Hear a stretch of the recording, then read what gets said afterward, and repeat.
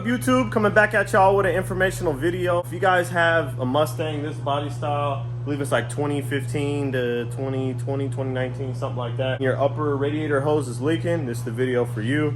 Gonna go ahead and just show you real quick how to replace it. It's right up top. Those plastic factory tees leak all the time. They actually sell this aftermarket Dorman replacement. There's the part number if you're looking to get yours done. You can see that upper radiator hose. Once we get the air box out the way, you'll be able to get a better look, but that is actually where it sits, right towards the driver's side of the intake. We're gonna go ahead, get the air box out. Some of these lines here disconnected for like the little breather tubes and whatnot for the valve covers. But let's go ahead, we're gonna get the air box removed, unplug this MAF sensor here. Might not even have to take the whole air box out, but I mean, it's just 2 clips. And then we got a hose clamp, which is an 8mm on this side. Yours may be a little different. If you don't have this Mishimoto, you can have a cold air. This is like a factory air box style. And then we're just gonna remove these just by clicking these little tabs in and then pulling forward. But I'm gonna use 2 hands. I'm gonna set you guys up just so you guys can see a quick time lapse. For right now, I'm just gonna remove this tube, the air box, that wire, and then remove these little tubes that are connected over the top just so I can clear the way of this area here. Click that like button, subscribe.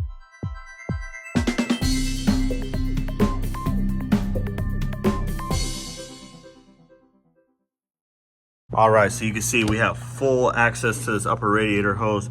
And so far, all I used was my hands for one.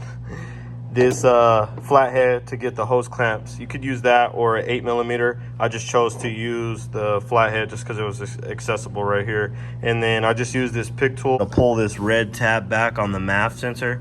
And then you just click this little tab. There is in the side of the top of the airbox, there's this little clip. If yours has it, it's just attached into the side. Use the flathead, or if you can get your fingers in between there and pop it out. Now, I'm actually gonna pop this clip loose and get this upper hose off here. And there is actually one more clip here. All you do, you can see where it locks into place, and it's the same on the back side. Just get like a little, here, I'll actually show you guys how I do it. Just get something under there and pull it down, and boom, it's in the unlock position on both sides. Kind of give it a little tug, and that'll actually give it the leeway to free up. I'm gonna pop this other clip down on this side and get this upper radiator hose off of here. And then from that point, last thing we'll have to do is right in between these hoses, you can see that T-bolt clamp right there. Just get a set of pliers on there and pop that T-bolt clamp off. And then, you know, looking at the old part, you can kind of see how it joins together. That connects up there, that slides down onto the thermostat housing, and then this other side connects to the upper radiator hose that goes to the top of the radiator. So let's go ahead and get this all taken apart.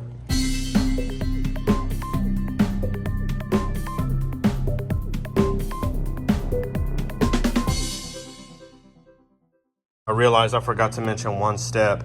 It's easy to pull it apart if you take the 4/8 out of the throttle body and then just slide this safety tab to the side, take that connector off. That actually allows you to slide this portion up and then pull the line off without having to take off the thermostat and then having to replace the gasket. All right, so I'll show you guys so you can see in the video. I remove the throttle body. What I typically do is I just pull this side up, get it off, and then once I get it off, kind of just twist to break the top free. And you can pull the top piece off, and there you go. Let's go ahead and get the new one on.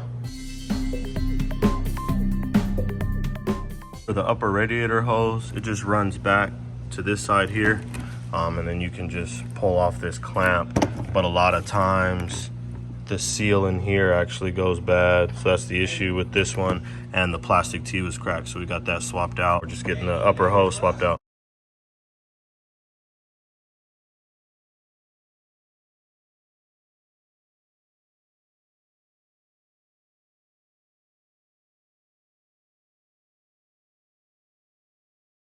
All right, so you saw in the time lapse, I just went ahead, threw the throttle body back on. Got everything back on. The T-bolt clamp is back on and in place there, and then all the little tubes are connected. The math is plugged in.